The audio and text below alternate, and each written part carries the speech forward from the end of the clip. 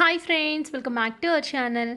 2 కోడిగుడ్లు, కొంచెం ఉప్పు, కొంచెం కారం, మహా వీలైతే ఉల్లిపాయ ముక్కలు, పచ్చిమిరపకాయ ముక్కలు మొత్తం కలిపేసి కొంచెం నూనెసి ఆ మూకుడులో పడేస్తే ఆమ్లెట్ అయిపోద్దిలే అనుకుంటూ ఉంటాం. అందరూ ఇలాగే చేస్తూ ఉంటారు. బట్ ఇలా చేస్తే ఆమ్లెట్ మీద విరక్తి వస్తుంది తిని తిని తిని. అలా కాకుండా కొంచెం డిఫరెంట్‌గా పిల్లలకి, పెద్దవాళ్ళకి నచ్చేలాగా ఒక టేస్టీ ఆమ్లెట్ చేసుకుందాం. బట్ 2 మినిట్స్ టైం ఎక్కువ పడుతుంది అంతే. ముందుగా అయితే ఒక జార్‌లో గానీ, ఒక గిన్నెలో గానీ ఉప్పు, పసుపు, కారం వేసుకోండి. తర్వాత ఒక 2 కోడిగుడ్లు వేస్తున్నాను. మీ ఇష్టం 2 వేస్తారా, 3 వేస్తారా? నేనైతే 2 గుడ్లు తీసుకున్నాను. నేనైతే ఎలక్ట్రిక్ బీటర్ ఉంది కాబట్టి చేస్తున్నా. మీరు హ్యాండ్ బీటర్‌తో అయినా చేసుకోండి, లేదా మజ్జిగ కవ్వంతో అయినా సరే. కాకపోతే 2 నిమిషాలు టైం పడుతుంది.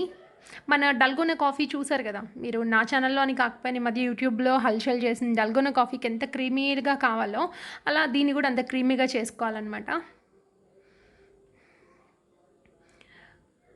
దీంతో అయితే 1 ఆర్ 2 మినిట్స్‌లో అయిపోతుంది. హ్యాండ్‌తో అయితే ఒక 2, 3 నిమిషాలు పడుతుంది. చూస్తున్నారు కదా! క్రీమీగా వచ్చేయాలన్నమాట. ఇంకా కొంచెం సేపు చేసుకోవచ్చు మీ ఇష్టం. అప్పుడు ఇంకా ఫఫీగా వస్తుంది ఆమ్లెట్. మన మిశ్రమం రెడీ అయిపోయింది. చూసారుగా!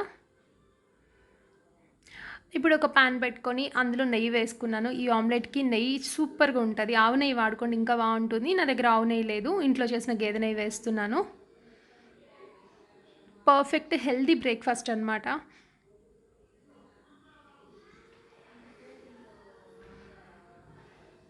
ఇప్పుడు మనం రెడీ చేసుకున్న ఆ మిశ్రమం, ఎగ్ మిశ్రమం ఏదుందో అందులో వేసేద్దాం.